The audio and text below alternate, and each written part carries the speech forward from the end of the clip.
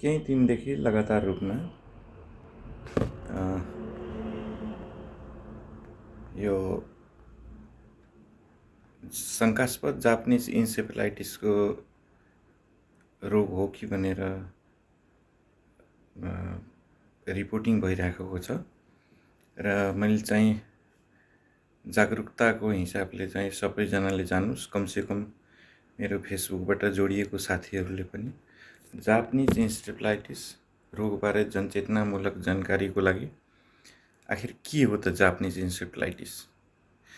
Japanese encephalitis भाइरसबाट हुने मस्तिष्क सङ्क्रमण हो भन्नाले दिमागमा चाहिँ त्यसले चाहिँ इन्फेक्सन गराउँछ, सङ्क्रमण गराउँछ, जुन सङ्क्रमित लामखुट्टेको टोकाइबाट सर्छ। यो मुख्य रूपमा चाहिँ ग्रामीण तथा कृषि क्षेत्रहरूमा देखिन्छ। धान बाली, दलदल र पानी जम्ने स्थानहरूमा लामखुट्टेहरूको लागि प्रजनन स्थल बन्ने हुनाले यस्ता क्षेत्रहरूमा सङ्क्रमणका जोखिम बढी हुन्छ। यदि यो गम्भीर अवस्थामा पुग्यो भने मस्तिष्क सुन्निने, पक्षाघात, बेहोस हुने, कोमामा जाने, यसमा त झन् 100 जना जति यदि जापानिज इन्सेफेलाइटिसको केस भयो भने, बिरामी भयो भने त्यसमा 100 जनामा 30 जनाको मृत्यु नै हुन्छ।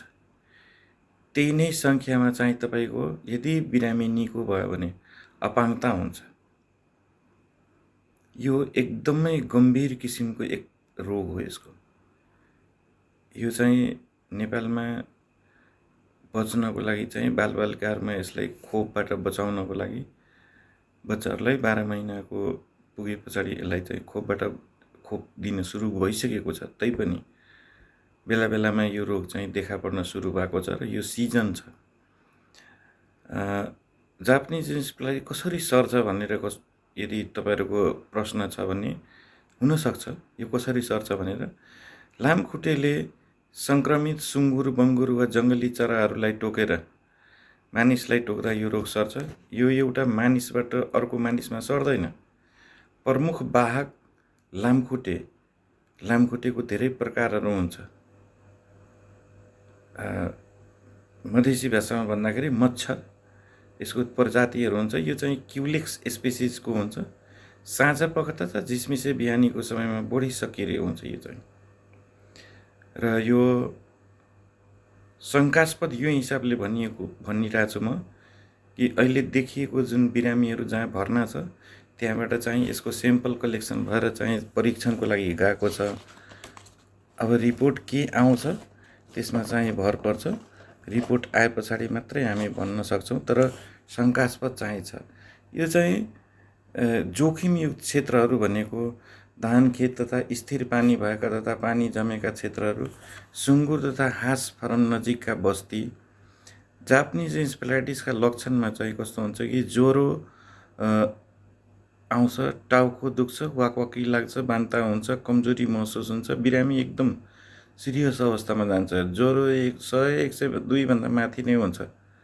बेसकन टाउको दुख्छ, अचेत अवस्थामा, अर्धचेत अवस्थामा जान्छ, शरीरको कुनै अङ्ग चल्न सक्दैन, पक्षाघात जस्तो हुन्छ, बिरामी एकदमै पूर्ण अचेत अवस्थामा हुन्छ। गम्भीर अवस्थामा मस्तिष्कमा स्थायी क्षति, पक्षाघात वा मृत्यु पनि हुन सक्छ। यसमा चाहिँ यो यस्तो खालको हो। यसमा 15 वर्ष मुनिको बालबालिकाहरू चाहिँ बढी प्रभावित र शरीरको रोगसँग लड्ने क्षमता कम भएको बढी चाहिँ जोखिमयुक्त हुन सक्छन्। धानबाली, सुँगुर तथा हाँस फार्म नजिकका बासिन्दा, कृषक तथा ग्रामीण क्षेत्रका मानिसहरू, प्रकोप प्रभावित क्षेत्रमा यात्रा गर्ने वा बसाइ सर्नेहरू। जापानिज इन्सेफेलाइटिसबाट कसरी जोगिने भन्दाखेरि यो रोग कुनै निश्चित उपचार छैन, तर यसबाट जोगिन सकिन्छ। कसरी जोगिन सकिन्छ भन्दाखेरि कि खोप लगाउँ सबैभन्दा प्रभावकारी उपाय हो।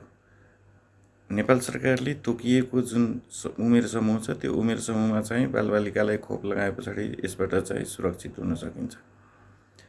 लामखुट्टेको टोकाइबाट बच्ने अन्य उपायहरूमा जसरी झुल प्रयोग गर्ने, घर बाहिर जाँदा लामो बाहुला भएको लुगा र प्यान्ट वा सुरुवाल लगाउने, लामखुट्टे धपाउने, जस्ता घरभित्र लामखुट्टे दबाउने धुप वा स्प्रे प्रयोग गर्ने। अब नियन्त्रण कसरी गर्ने भन्दाखेरि कि घर तथा घर वरिपरि पानी जम्न नदिने, घर वरिपरि झाडी वा फोहोर हटाउने, पानी भण्डारण गर्ने भाँडाहरू छोपेर राख्ने। जापानिज इन्सलाई शङ्का लागेमा के गर्ने त? तपाईँ वा तपाईँको नजिकको कसैलाई यस्ता लक्षणहरू देखिएमा उच्च ज्वरो आउने, टाउको दुख्ने, बेहोस हुने, शरीरमा कम्पन हुने, हिँड्न वा बोल्न गाह्रो भएमा यस्तो अवस्थामा चाहिँ छिटोभन्दा छिटो चाहिँ अस्पताल पुग्नु पर्यो। अस्पताल पुगेर त्यसको चाहिँ उपचार सुरु गर्नु पर्यो।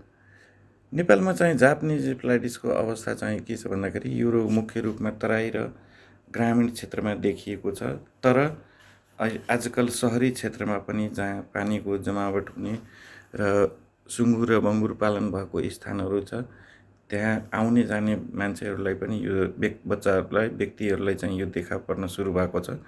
मनसुनको समयमा साउनदेखि कार्तिकसम्म यसको जोखिम बढी हुन्छ।